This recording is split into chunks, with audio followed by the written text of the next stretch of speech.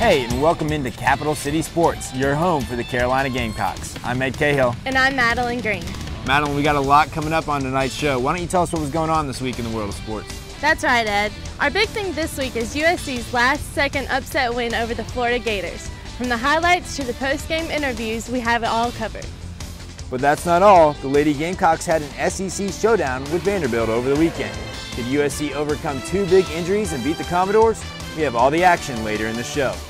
And we'll also meet the men's club rugby team as they get ready to start their season.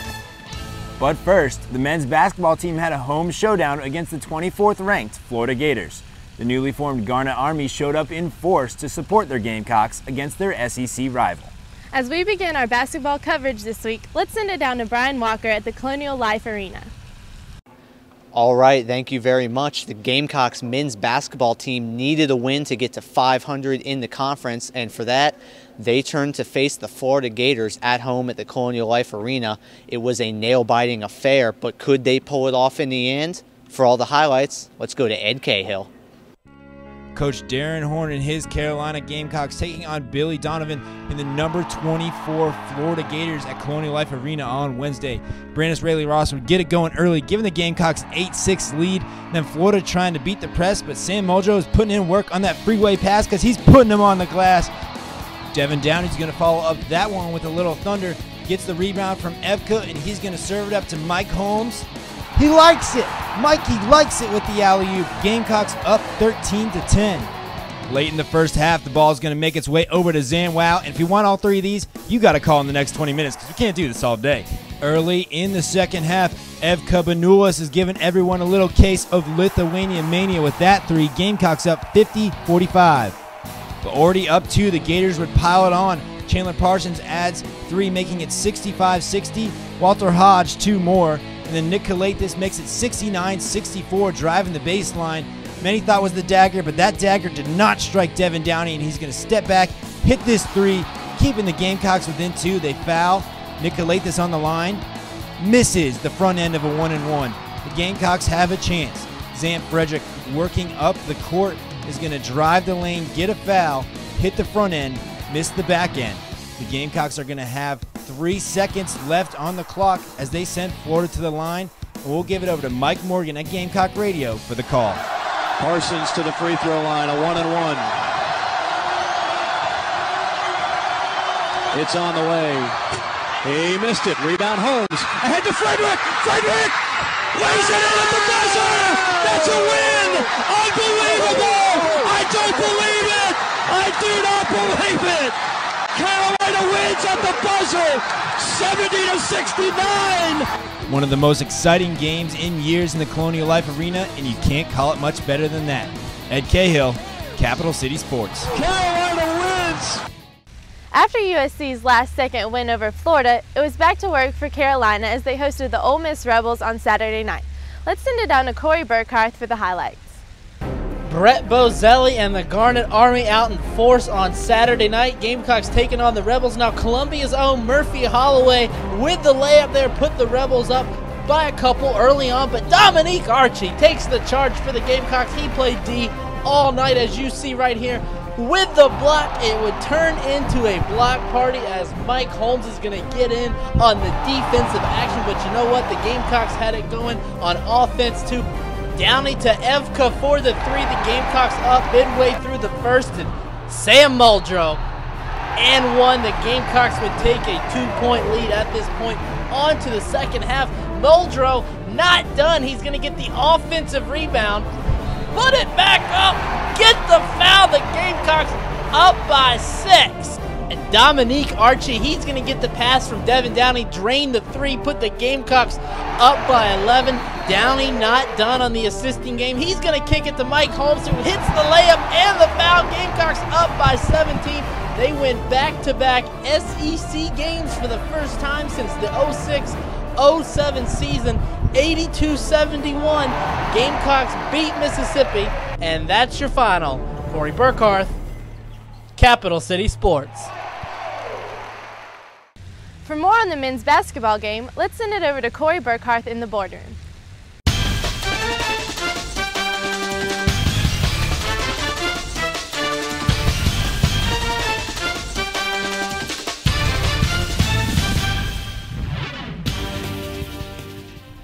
right, thank you very much, Madeline, and welcome back into the boardroom here on Capital City Sports. I'm Corey Burkhardt, being joined by this guy. He's Michael Aguilar, sports editor for the Daily Gamecock. Ags, thank you for being with us this week. Burks, thanks for having me again. Our third show of the spring semester. Let's get right into it. You just saw the doubleheader of basketball highlights. First off, your thoughts on the basketball team's week so far? This has got to be one of the biggest weeks in Carolina sports, maybe since football beat Kentucky last year on a Thursday night at home. You're seeing a lot of faith being instilled in the fans by Darren Horn. You've got a close win over one of the best teams in the conference against Florida, last second buzzer beating layup, and then you have a blowout win over one of the weaker teams in the conference, and that's huge for this program. All right, well, let's talk about from a wider perspective, and Fabs is going to be in the boardroom later, and I'm going to talk about that with him, but the USC Athletic Department debuted the Garnet Army, the student fan section. So talk about how you thought that went and how well it worked. I think it went great. There's no question that the shirts are hideous on their own, but as a group, they do look good, and they kind of give a uniformity to the student section, and it kind of allows students to feel like they're a part of something greater than just the student section. And to provide a home court advantage in basketball is huge. Basketball is certainly the most emotional of the major college sports, and the fans can propel a team to runs, and the lack of fans can propel a team to thinking that they're out of a game when they're only 5 points down. And so to build a student section gives the team on the court a boost, and then it also gives the team off the court a boost. Darren Horn had a recruit in for the Florida game. He saw the Garnet Army, saw the student section, saw the fans going wild all throughout the Florida game, and committed on the spot to Darren Horn as a result of the fan base here. And so you're starting to see a foundation laid for something that could be really great for Carolina. Shows how big of an impact the students really do have. Real quick, as we are starting to run out of time, let's go to the Florida game real quick. Gamecocks played the Gators tight all game long. It looked as if things were hopeless there at the end of the game. Florida, they have the free throws, and then you have what happened at the buzzer. Talk about what allowed the Gamecocks to hang in there and pull off the win. What allowed the Gamecocks to pull off the win was, as Sam Frederick said, believing that they could pull off the win. This is a team that has confidence that's been lacking for the last 3 years for the basketball team, and they believe that they can play with the best teams in the nation, and they believed, even when Florida was on the free throw line up by 1 with 3 seconds left, that there was still a way they could pull out the game, and they went ahead and did that. And that's the difference, is believing in their capability to win. Okay, so last night we played Vanderbilt. Now we're on the road this weekend at Kentucky. Who's going to come out on top? That's a really tough call. Kentucky's one of the better teams in the nation, or in the SEC this year. I'm going to see Kentucky win in a close one. It's going to be rough for the Gamecocks. One word, the game against Florida, USC or the Gators? USC is going to go down there and take the second game of the season. All right, a little more than one word, but that's okay. We're going to come back later in the show. We're going to talk some more about women's basketball, and Justin Fabiano will join us later in the show. We're going to take a quick break, but when we come back, we'll have plenty of basketball coverage left as the Lady Gamecocks hosted Vandy on Saturday. Don't go away. We'll be right back. The newly formed Garnet Army got off to a great start as they propelled their Gamecocks to an upset win over the 24th ranked Florida Gators. Our very own Brian Walker was at the Florida game and has more on the reignited student section. The fans were rowdy and ready, and they got a show as the USC men's basketball team took on the Florida Gators Wednesday night. And all the talk would be about how this one ended. Down 7 with minutes left, Devin Downey hits a clutch pair of free throws. Then, next possession, Downey again steps back and drains the biggest 3 of the night. Carolina within 2 now, and Sam Frederick at the line. Hits the first shot, but misses the tying shot. No choice but to foul now for the Gamecocks. Gators at the line to put the game away, up by 1, and Gamecock Radio's Mike Morgan with the call. 1. It's on the way. He missed it. Rebound Holmes. Ahead to Frederick. Frederick lays it in at the buzzer. That's a win. Unbelievable. I don't believe it. The Gamecocks win the thriller with no time remaining. Coach Horn, what on earth happened on that play? Actually, I think Mike, grabbed Sam and said, hey, if I get it, take off long. And in general, that's what we're trying to do. But, did we draw up like that? No. And the players would celebrate with an unusually loud and ready student section. The past couple seasons here at Colonial Life Arena, the student section at men's basketball games has been a lot like this, empty. But last night, the newly formed Garnet Army showed out in full force and packed the stands, and their impact wasn't lost on Coach Horn or the players.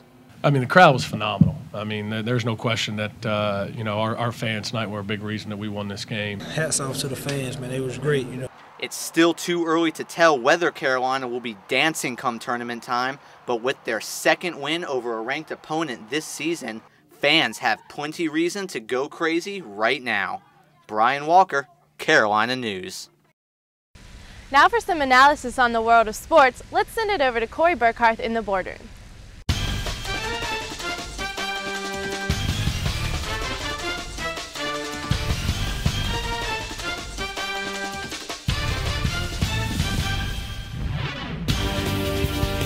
All right, thank you very much. Welcome back into the boardroom here on Capital City Sports. I'm Corey Burkhardt, being joined by my executive producer and senior baseball, senior gymnastics correspondent, Justin Fabiano. Fabs, thank you for being with us this week. Not a problem, Burke. Always a pleasure. Yes. Always a pleasure. B-Walk is off this week. His dad is in town, so they're having dinner tonight. Walker family reunion. We didn't get invited. I got invited at the beginning of the year, but I'm thinking that the tab might have just been too big. Okay. All right.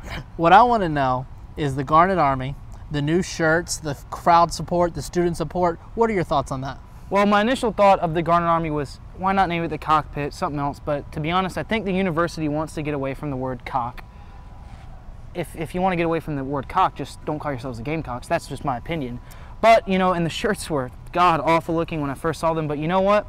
You got out there. The fans went nuts over it. I mean, 14,000 people were at that game. 16,000 were at Clemson, and at least 6,000 of those were Clemson fans. So this was a huge crowd, and it got the team a win. So you know what? +1 Garnet Army. I was a little nervous about it first. I didn't think it was going to work, and you're right. The shirts aren't all that appealing. But I wish we had one. When you have so many students wearing them, I do wish we had one now. But they look good in the end. The students sounded very loud, so hopefully that's a thing that is going to continue beyond the next couple of games, right? Yeah, and the thing is Darren Horn buys into it because he was wearing it in warm-ups and at practice, and there are reports that the players made fun of him a little bit, but you know what? If the coach is buying into it, the players are going to buy into it, the fans are going to buy into it, and it's just a huge, huge help for the program. All right. From a wider perspective, and this is something that I think, frankly, the marketing department of our athletics have really just been terrible. The staff, the personnel, the game plans, I mean, they've just been brutal. Do you think this is something that they're going to be able to maintain and consist and spread throughout the rest of athletics, say women's basketball, maybe even some football games, or is this going to be a temporary, quick little fix during the home men's season? I think it's going to start out as a quick little fix because I don't think, they tried Garnet on game day for football. That didn't work. You got too many girls wearing black dresses and stuff. That's fine, whatever. But if you want it to become permanent, at least for basketball, Darren Horn's just got to keep winning, and that's something we got a sharpshooting recruit after the Florida game. Everybody needs that sharpshooter, so the program took a step in the right direction, and the Garnet Army may be here to stay. All right, now, Fabs, we got about 30 seconds before we're going to go. I'm going to be on ESPNU's telecast of the Florida game next Tuesday. Now, one thing they said is I'm allowed to go back and forth with Florida's representative during the game and make fun of them. So, you got any tips or tricks for me? Or just what Ed said, it's the ZamWow.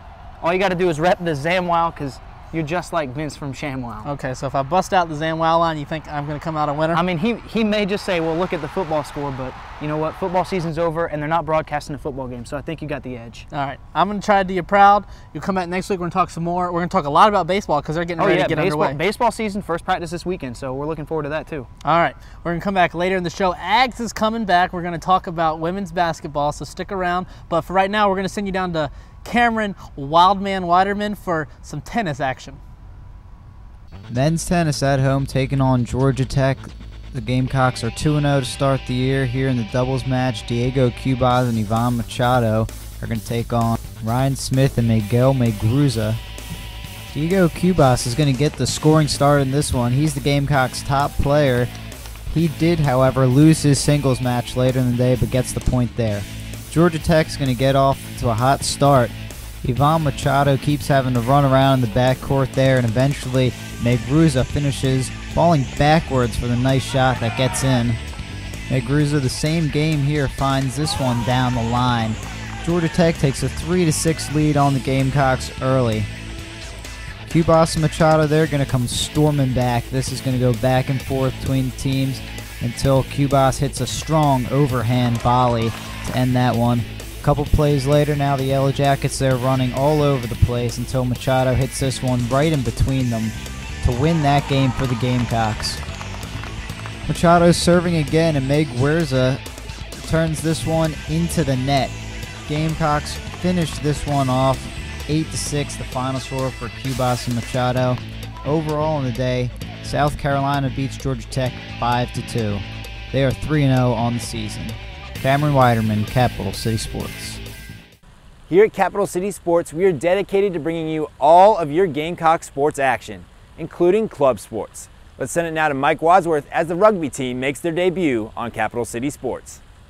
Men's rugby is the oldest club sport at USC. Founded in 1967, they've developed a rich history over the years, and spring practice is just underway. The team has high hopes after a strong finish to the fall season, and third-year player and captain Anthony Hughes talked about carrying over that good play to this new season. I mean, finishing the top 25 in the nation is a pretty big deal. It's the first time that we did it in as long as many of our coaches can remember. So we just kind of emphasize that we want to stay in that position, and we just come out here every day, work hard in practice, and hope it pays off on the weekend. The team competes in USA Rugby South Division I competition, and they'll kick off their season in Gainesville against the Florida Gators on February 7th. They'll make their home debut the weekend of February 14th and 15th versus Georgia and Arkansas State at Strom's Legacy Field. And before I let Hughes go, I gave him the chance to tell USC whatever he wanted about the men's rugby team. I mean, I tell them it's a bunch of great guys coming out here. We're not playing on a NCAA level, but we're playing in Division I. There's no higher rugby in the country, and it's a great time, great guys, and everyone should come out and support us or come and play if you'd like. To learn more about the team and their spring schedule, log on to uscrugby.org. We'll have more on the men's rugby team when the games are underway. Mike Wadsworth, Capital City Sports. Dawn Staley's women's team was in action this weekend at home. We'll bring you those highlights next. And the weather is cold, but that's not keeping USC's swimming and diving team out of the water. Plus, we'll take more Gamecock sports with Corey and the gang after the break. The women's basketball team has been struggling of late, but Coach Dawn Staley had her team prepared to take on the Lady Commodores. Let's send it over to CCS rookie Mike Wadsworth because he's got the highlights for that game. The ladies coming into an emotional game versus number 17 Vandy after losing to Demetris Adams at Ole Miss on Thursday, but the Vandy girls were balling it up early. Meredith Marsh was good for that three. She was one of 3 Commodores in double figures. They'd get out to the 14-point lead just 8 minutes in, and things got worse for the Gamecocks. Brianna Dickerson suffers a sprained knee on this play. She'd be out for the rest of the game. So how would the Gamecocks respond? Oh, they would make a comeback. Jewel May, after a layup, gets the steal, and right down the court is your girl CJ Pace. She'll hit that. Gamecocks get within 4.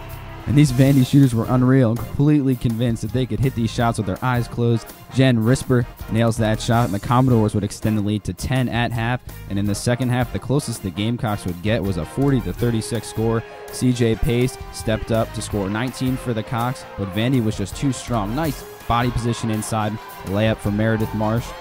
Both teams would put a 32 spot on the board in the second half. Vandy wins this one 66-56, fairly even across the board stat-wise, but the Cocks were an abysmal 46% from the free throw stripe, and they fall under 500 at 9-10. And Coach Dawn Staley discussed her 2 best players going down in consecutive games, and senior CJ Pace stepping up in the losing effort. Because I think they set great examples for, work ethic, working hard, every single day.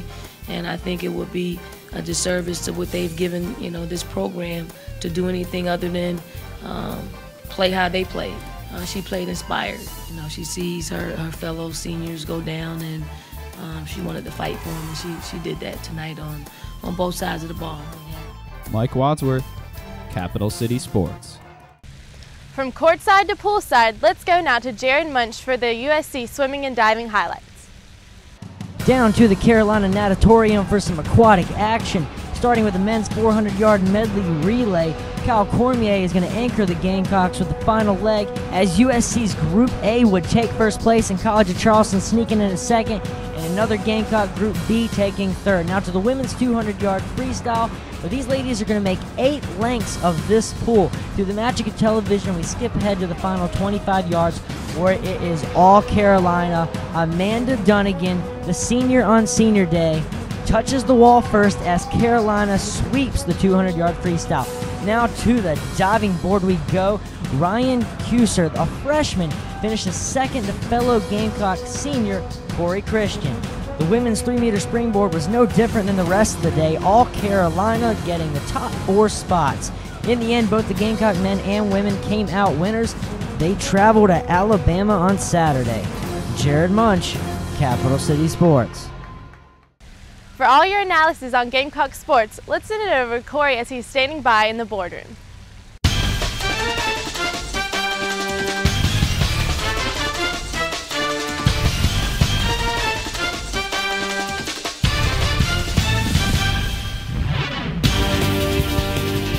All right, thank you very much. Welcome back into the boardroom. As you just saw the women's highlight against Vanderbilt, unfortunately the Gamecocks could not come out a winner. First off, if you're Coach Dawn Staley, you've already lost Demetrius Adams, and now Brianna Dickerson, she's out for 2 weeks. So how are you going to get by over the next couple weeks? It's just going to be trying to survive out there for the women's basketball team. When you lose your 2 leaders, your 2 players that are the only players that have started every game this season, your 2 leading scorers, your 2 leaders on and off the court, just emotionally, basketball-wise, I mean, it's rough, and it's just going to be a question of trying to survive, maybe picking up a win if they can. I mean, the SEC is the best women's basketball conference in the nation, and to lose players like that, it's rough. Well, one thing we talked about last week was the women's team, they were unable to move the ball on possessions. A lot of turnovers came as a result of that. But one thing that I think both of us noticed from the game over the weekend against Vandy was they moved the ball very well. They maintained their possessions. They passed the ball well. Overall, they did pretty well in that department. Coach Daly said it herself. So do you think if they can maintain that kind of performance, especially losing the 2 seniors, that offensively they're going to be okay down the stretch? I think that they're going to be okay. A lot of times when you see a player go down that's a star of the team, or you see a couple players go down, you start to see the other players step up, and you start to see maybe the ball get spread around more. I mean, you saw that when Kenny McKinley went down in football, and you might see that with the women's basketball team as well. Kind of the responsibility gets spread around, and that'll make it tougher on defenses, because when Brianna's in the game, when Demetrius is in the game, defenses know who they have to stop. But now you've got a lot of different freshmen that are going to have to potentially step up, and maybe some seniors like CJ Pace who are going to step up, and they're going to have to be responsible for the scoring, but opposing defenses aren't really going to know where it's coming from. Do you think the youth of this team is going to hurt them down the stretch, or are these players getting the opportunity to play right now and just get thrown right in is going to help them in the long run? In the long run, I think it'll definitely help them. Down the stretch of this season, it's certainly going to hurt. I mean, there's no sport where you can transition from high school to college athletics easily and not start to feel the wear and tear as a freshman, and that's certainly the case in women's basketball as well. And so down the stretch of this season, it's going to hurt, but right now Dawn Staley is building a potentially great senior class with a lot of high potential players. All right, going to show some love real quick to my favorite player on the women's team, Courtney Newton, number 22. She said something to me after the game, always watches the show, so Courtney, we love you. Now, Ags, real quick, off of women's basketball, the game at Florida on ESPNU. You heard me and Fabs talk about it just a couple minutes ago. I'm going to be there. There's a kid from Florida that's going to be there. I mean, you got any advice for me when I go up against this kid? I mean, Fabs made a great point to me in between segments that, you know, you're definitely going to have to point out jorts. Jorts is a big problem, a big epidemic down in Florida. It's something that we need to address in the media. We need to take seriously, and it's something that our country needs to take seriously. It's a terrible, terrible thing. All right, for those of you on campus, the game will be on ESPN, but I will be on the ESPNU telecast, so be sure to check it out. Hopefully I make you guys proud, but that's going to do it for us right now. For Michael Aguilar, I'm Corey Burkhardt. Have a good weekend. We'll see you next week. All right, well, that'll do it for us here this week at Capital City Sports. Be sure to tune in next Thursday night at 8 for a brand new episode. Until then, you can check us out online at capitalcitysports.blip.com. gamecock.tv. We're also on iTunes. For all our shows and highlights, just log on to iTunes and search Capital City Sports. Until next time, I'm Madeline Green. And I'm Ed Cahill. Have a great weekend, and we'll see you next week.